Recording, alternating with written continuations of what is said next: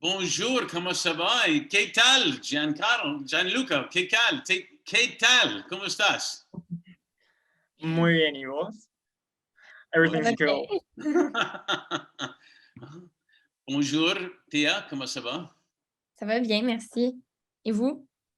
Très bien, merci. On va faire ça en anglais. We're going to do this in English, however, but I just thought I'd throw in some spice there. Even though you Caught guys... me by surprise, I'm not gonna lie. I was like, whoa. Well, je dois pratiquer mon français. J'ai pas le vocabulaire que j'ai eu en avant. So I don't have the vocabulary in the past. I got to practice. So maybe next. It's pretty good. Merci. Avec mon accent québécois, right? Exact.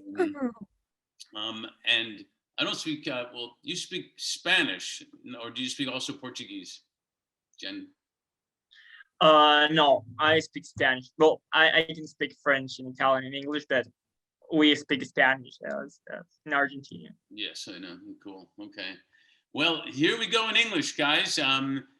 Great to have, you, I wouldn't even say you're up and coming leaders who care. I think you are already leaders who care, which is awesome. And with some great achievements to date, but I think what's exciting is all the accomplishments you're going to have, ahead of us. And so why don't we start with brief intros? Just tell a tiny bit about yourself, family, etc., and maybe something you've never told anybody in the world before you want to reveal now. Who knows? So to be traditional, why don't we go ladies first? How's that? Yeah. Okay. So brief introduction. So yeah, my name is Theodora. People call me Thea. I am 22, turning 23 in August, so I'm getting old. On that, so I just graduated my first degree in commerce at McGill, and I'm now going to pursue my law degree at McGill as well. So it seems that I will be staying at school for another 4 years, but I like studying, so that's good. If not, I would say that I do have a lot of energy. I talk a lot, make a lot of gestures as well. And I would say that, yeah, I did a lot of figure skating in my life. So that was a big integral part of my life. I figure skated from the age of 6 to 18. I did like the sports study program. So half of my day was at skating, half of my day was at school. So that kept me going with a lot of energy. So that was good. And then when I came to university and stopped skating, it was kind of a big shift, but I decided actually to get involved in many things. And I think that's how I kept myself busy while still, trying to do a bit of sports to keep active. And because of that, actually, I got interested in Million Peacemakers because one of my professors, actually John Moyle, suggested in class that they were looking for co-chairs for their youth opportunity that they were going to create. So I asked for more information as I, wanted to get more involved into stuff. And here I am today. And I have a wonderful co-chair, Gian. So I'll let you introduce yourself. Well, before we go to Jen, and is your family in Montreal, or tell us? Oh, yes. Sorry, I forgot to mention that. So yes, all my family is in Montreal. Well, my dad's in Shefford, but that's like an hour away. So pretty much, in Quebec. I am born in Vermont because my parents were ski bums, pretty much. And I was born there, but I moved when I was 2. So I could say that I got an American passport, but I don't, I never really lived in the States. But. Super, Vermont. Wow. How exciting is that? That's pretty cool. All right, Jen, how about you? My turn. Okay. I was born in San Juan, Argentina. I'm still living here and studying here. I live with my mom and my dad, but separately. They are divorced. I'm currently pursuing my licentiate degree in political science, but I'm like, kind of Thea's convincing me of pursuing law at the same time with her. Kind of. I'm almost finishing my degree. I hope this is my last year. I have like started. I think that I have started my path like 10 years ago, more or less, to like end up here. I was really involved in politics when I was in high school, but not like politics like party politics, but involved in the activities like related to the student government on the student federation of like high schools at provincial level. Then I got involved with different NGOs, the Argentinian Youth Organization for the United Nations, Asociación Conciencia, Youth for Understanding. I even founded my own student society when I was like 17 years old. Then I moved to more international programs and started working for Student Psycho Generation for a short period. Got really involved with a Global Peace Chain, and somehow I ended up in a lot of international conferences, like the World Youth Forum in Egypt, the World Forum for Democracy in France, and also Yunga, that was one of the main forums where Middle-East makers participated the like past year. I met Stephen there. He was giving one of the lectures that we had, one of our seminar or training sessions. They opened a position for a co-chair, and I said, why not? Like maybe this can be a chance to I don't know, to get to know new people, to start working on a more international environment that I think that is my thing, and to start working in the peace in peace issues or conflict related issues from other perspective. I would say that. Did each of you ask who the other co-chair was before you accepted? No, like That's it a was whole weird. story, actually. So they pull us into like an interview and they tell us there's going to be somebody else with us to like test it out. So I knew Jan was going to be there. And then, but both of us weren't sure if we were getting appointed or not, because they kept putting references to what we were going to do in the future. And we were both super confused, super like, do I still need to bolster and do this like an interview? And then randomly in the middle, they just tell us, so you guys are the co-chairs now. Jan and I are just like, what? Like we didn't know that like, I don't even know if they were just texting and just made a decision or like if the decision was already made. And we were both like, what just happened? And yeah, that was yeah, because like cool the moment, whole communication system was really vague. Like every like email was real ambiguous. Like we didn't know if we got selected or not. We were told that we will have like another instance of like a group interview with other candidates, etc. But they decided to like just shorten the process and keep it like just with the previous interview, like don't like go on with the process and select the two best candidates. Yeah, and they didn't tell us like anything. Yeah. Like we Got got it. to Yeah, know. I got the interview process. It's good. I got it. So Terrible. I guess the end result will be you guys are going to be partners in an international law firm together. Is that it? exactly. There you go. So your own international law firm. And You know. it'd be Piran Sauvé or Sauvé Piran or something. Or Fuzeli Piran. I don't know. Figure it The out. good news is it's your two names there, not somebody else's. That's even better news. So tell me what motivated you with all the activities you've done, from ice skating to UN stuff to everything in between. What motivated each of you, or as I prefer to call it, when did you discover, or have you still discovered, what your thing, famous thing, what your why is? Let's start with Jan first this time. Okay. I was in high school and it like those were like hard times. We didn't have like much support, like institutional support for like extracurricular activities. The seniors weren't that much of like givers, if you can say. We would like I would say that we didn't have that much of open doors to choose in that time. And when I was like graduating from high school, I did one module of UN that was in Buenos Aires, Argentina.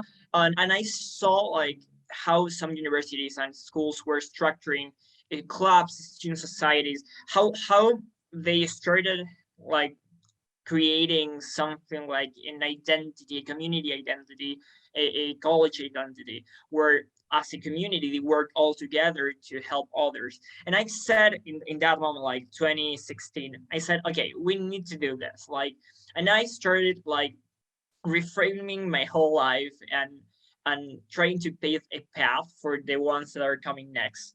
And trying to develop something that allows the next generation of young leaders to be prepared to articulate new projects, to start leading their own spaces. Because I believe that I wanted to be the person that guided them as nobody guided me. Like that was the idea. Like start like working on something that can help others to don't pass the same situations that I have to go through. No, that was in high school. That's pretty good. What about you, Thea? I would say that, what got me probably interested. So I did briefly mention, that John was my professor actually in the fall. So, and he had showed us the method during our class before talking about, this organization, like before talking about the opportunity. And I took the assignment pretty seriously, as I usually do. And I did, even though it didn't count, I was like, okay, like I'm going to do this. And like, he gave us basically the TED Talk and some slides, and we had to practice with someone and give him, kind of a update on how it went by a Word document, and it would count to our participation rate. So I did that actually with my boyfriend on, one of the conflicts that we had had in the past. And I thought it was, pretty like a great process where I could think of it outside of the box and also, take a perspective that was different and maybe less emotional. So I got interested in the way, and I talked to John about it, and then I followed social media. So then when he talked about the opportunity, I was like, oh, I want to get to know more about this. But really, to get to the core of it, I hate conflict. Like I really, really hate it. So I think on my end, it was kind of an opportunity to learn how to deal with conflict and how to help others that are maybe not good with conflict to become, better equipped to deal with conflict. So on my end, I think it changed, how I see conflict, and I'm starting to be able to, take a step back and to use the steps and to especially actively listen. I think that's, one of the main takeaways for me is just to, stop trying to reply and actually listen to what the person is saying. So yeah, I have a question in there. I have a question just to interrupt you. Yeah. Because you're tell you guys are good leaders because you're going ahead of me before. So is that where you determine what your why was, or was it before? The why you're talking about, like our Million Peacemakers Youth Initiative, or our why to ourselves? No, why, what your why. Okay. My why was, to be able to deal with conflict in a better equipped way, right? To be able to stop fleeing, because I'm a huge fleer. So my why was, and also especially to help myself, but then I would say more to be able to help others that maybe struggle with the same issue as me, to be able to equip better. And so, yeah. No, that's great. So, I talk a lot to Stephen Ibaraki, and when we first talked about Nonflict, he said that he thinks that is the foundation period in the world for anybody to really get anything done and to be sustainable. What's your thoughts on his comment? And start with Thea this time. Yeah, I think that's a great point, because I think I think he's right in the sense that Nonflict is a way to make it constructive when you have a conflict. So, and unfortunately, conflict has a bad kind of tone to it, and people are scared of conflict because they kind of associate it with bad, consequences. And there is a lot of violence sometimes involved in conflicts and wars and etc. So we tend to not want to deal with conflict. But in some sense, conflict is really just two opposing views. And conflict can be to a smaller scale as well. And if you think about it in a smaller scale, I think you're able to realize that there's positive stuff to conflict. I'm sure we can all think of a situation where we weren't feeling good and neither was the other party, and we decided to actually take the time to talk about it. And then we felt like, oh my God, like so better. And when I actually did the Nonflict way with my boyfriend another time, I was like, wow, like, I always love him, but now I was like, right now I really, really love you. You know, it was kind of, it's like a refresh to be able to see that there's something constructive, that at the end, both parties might be happy, right? If you actually try to find an outcome that is not, you know, just a 50-50, but building something together. So I agree that in that sense, it's very sustainable, because it's not like, well, because you do a 50-50, which works a bit in some sense, someone is still going to be not happy with the other 50%. Whereas if you co-create the solution, then both are usually happy with the solution. Yeah, So. no, that definitely makes sense. I remember an ex-girlfriend stopping me on a hike that we had, saying, "We got to stop and do Nonflict right now on the hike." So Did that was, work out? no, she's my ex-girlfriend. I told you. No, but did it work out in the moment of the wall? Yeah, it did. Okay, I wasn't asking overall. So with respect to that, Jen, on a bigger picture, because I like what you just said, sometimes smaller, with the United Nations you've been involved, do you think Nonflict can work on a big picture too? I think that the thing of Nonflict is that it provides an instrument, a tool that you can use in every aspect of your life. When it comes to bigger conflicts, to like macro stuff, like when we are talking about wars or international conflicts, we need to understand that and this I am going to say is from my political science perspective, is that when you're leading with international conflicts with big institutions, with like big countries, you're leading with a different structure of power. And in none of like most of the times, like the power situation of both actors is more or less equal. When you are not in the power, when you're the one that is being oppressed, you don't have that much power to go into Nonflict and say, okay, let's talk about it. So I think that Nonflict is a good way to start understanding your own feelings about the conflict, to understand how your perspective shapes the world around you and how it shapes the own conflict. It serves you as a tool to listen like actively to others, to be more empathetic, to try to understand the problem from other people's view point. But the skill of application, I think that is still personal, or is still maybe multilateral. Sometimes when there's oppression, when there is violence, it's really difficult to apply Nonflict. Like I would say that Nonflict, it will be applied, but it will be applied like personally. Like we cannot expect like to say, okay, let's talk about like the current international controversies with Nonflict and expect that international politicians are going to listen to us or listen to them even. So I think that is complicated, but still I think that at micro level is what like really has an impact, because if you start changing your own perspective of conflict, if you start embracing conflict as a way to transform our reality in a positive way, when you construct like collaboratively with others, at least the perspective in which every actor start engaging with conflict is different. If we see conflict as a moment of change instead of a violent disrupt every time, maybe we can like reshape what it comes out from that conflict. Yeah, I don't no, know if I answered. yeah, that's pretty smart. I think what's interesting, and I'd love to get your thoughts on this, is certainly if there's a big event, country versus country, there's a war, or God knows what, or even like in the U.S. when there's so much, polarity right now. It's not going to solve all problems, but what do you think about maybe it's at least a good idea if the two heads of countries or the two heads of things just stop for a minute and even do something as simple as Nonflict, just to get down to basics and say, okay, we took a breath. This is what could be the worst scenario, the best scenario, whatnot. It's obviously there's a lot of complications to it, but how can you get even to those complications if you can't even get into the basis of what Nonflict offers? Do you think that's right, or am I totally naive?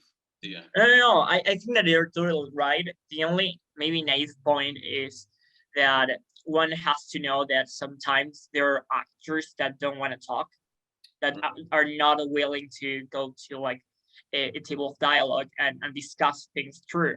When you have two or more like persons that are willing to involve in a conversation, to engage with the conflict, to say, okay, this is my side of the problem.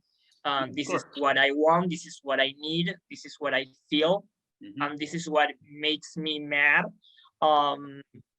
It is going to solve the problem totally, and it can be applied internationally. The only problem is to have two actors or more that are willing to actually engage in conversations. Well, if they're just going to listen, just keep talking until they're tired of listening, I guess. What do you think, Thea? Yeah, well, I think, Jan brings a good point in the sense of, what would be the willingness of these actors maybe to get into the conversation. But that aside, if, they're completely willing and we get to that point, I think they may come to the realization that, there's more consequences than what they think if they just do it their way, right? To be able to sit back and think of like the worst case scenario, then you might want to avoid, right, that worst case scenario, because there is consequences on both sides, even when there's a stronger player, right? And on the other hand, thinking of the best case scenario, then they might say, why are we going that direction instead of, doing all this, damage?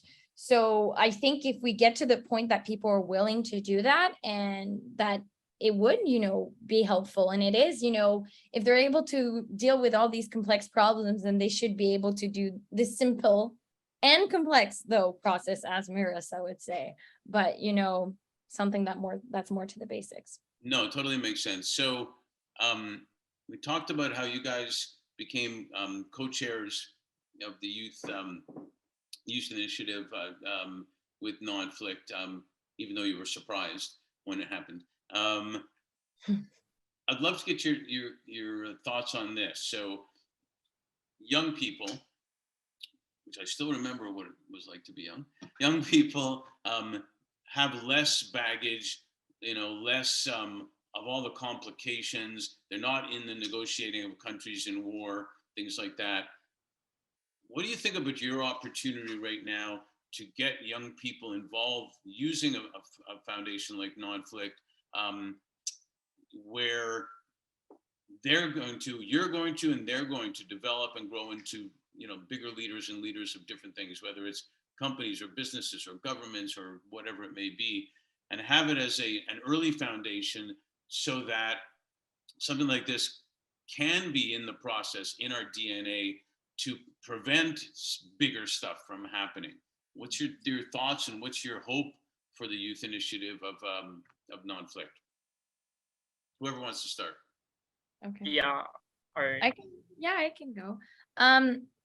Yeah, definitely. I think, our hopes is that, we do have, quite a decent amount of members, and, across, the globe.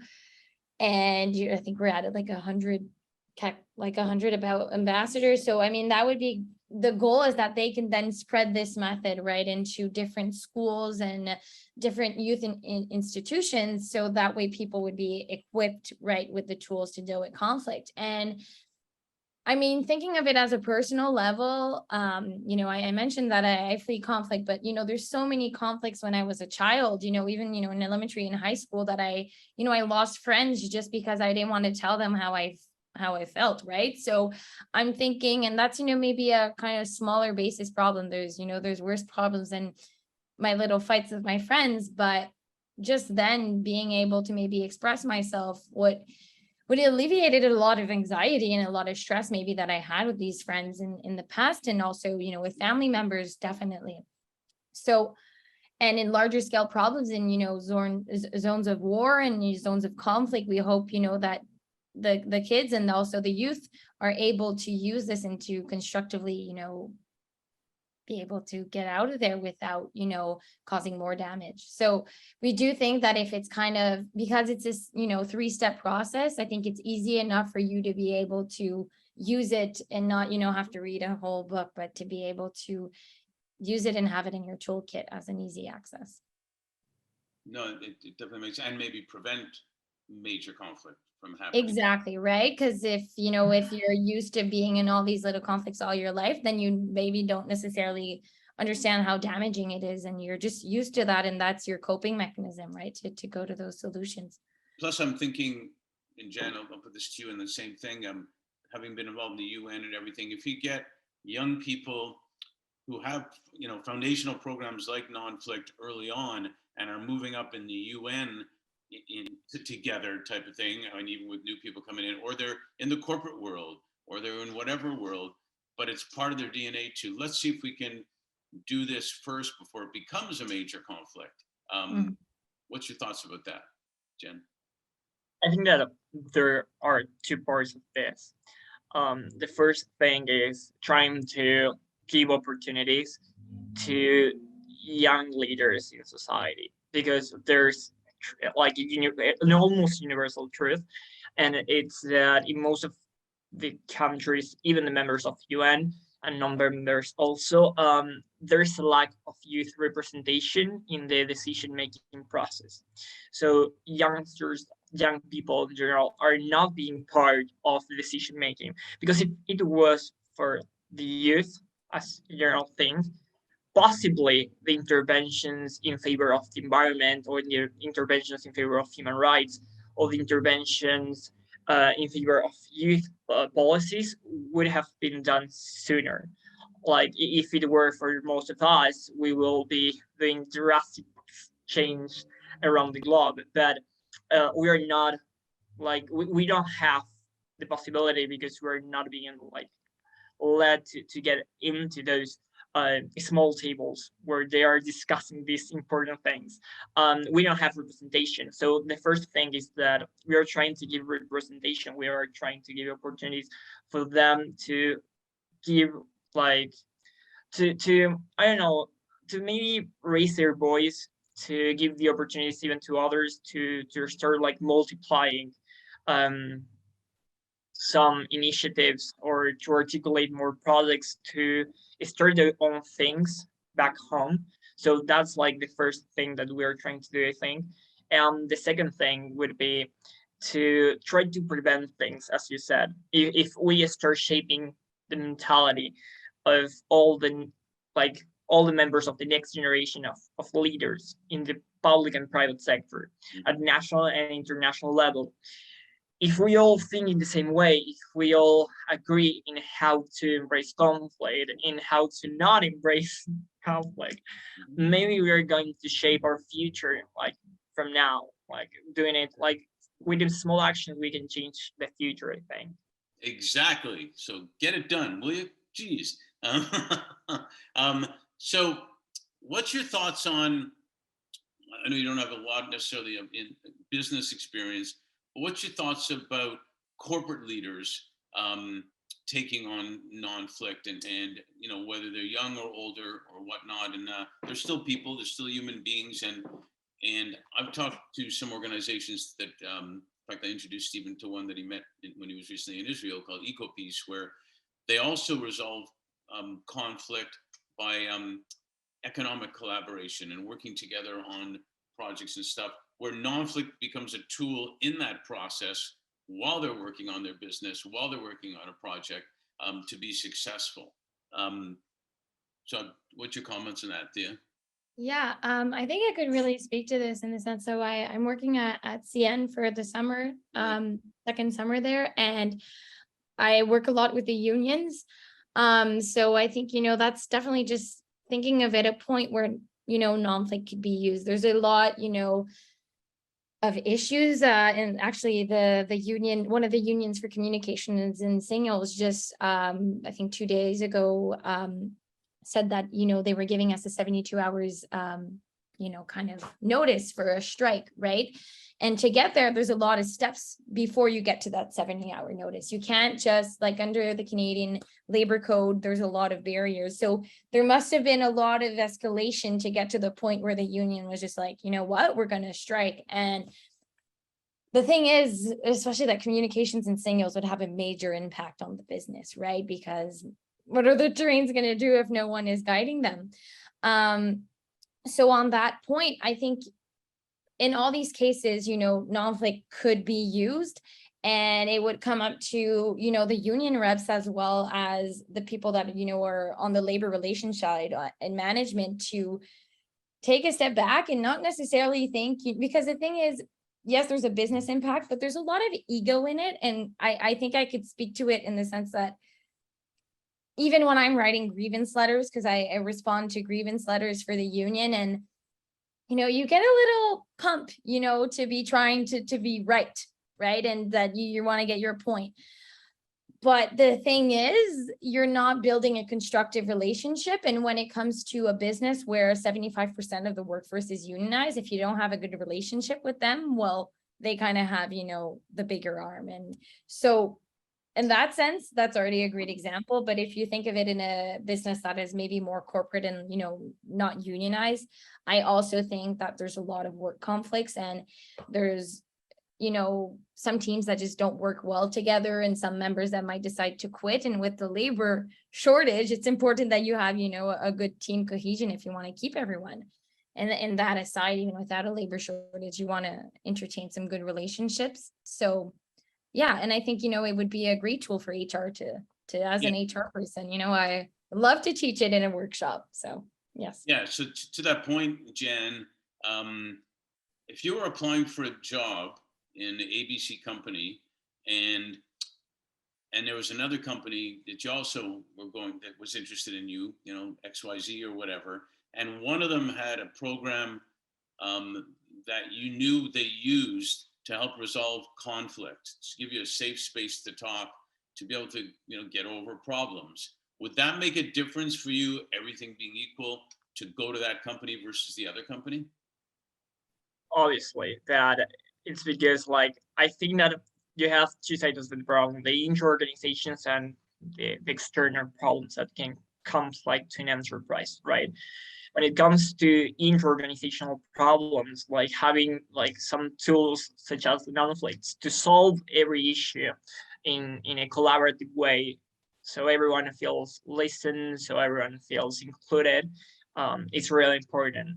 And also, if you have problems with the community, with activists, with other organizations, with politicians, with any entity, and you have tools that you already apply in your organization to establish a dialogue channel where you can interact with those persons, entities, organizations, and try to solve the problem in a way that everyone benefits from it, that's great. And I think that I personally, I think Thea too, we value that kind of stuff in our life in general. Yeah, no, that makes total sense. One last thing, or two last things, sorry, is my grandparents were from Kyiv, and my mom and my aunt were from Kyiv, Ukraine, and they would always say, with an accent, they would always say, as long as you have your health, that's the most important thing. And the second was education.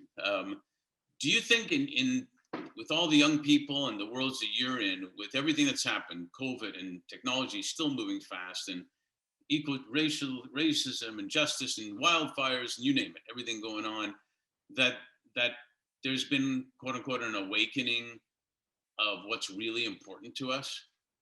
Thea? Yeah.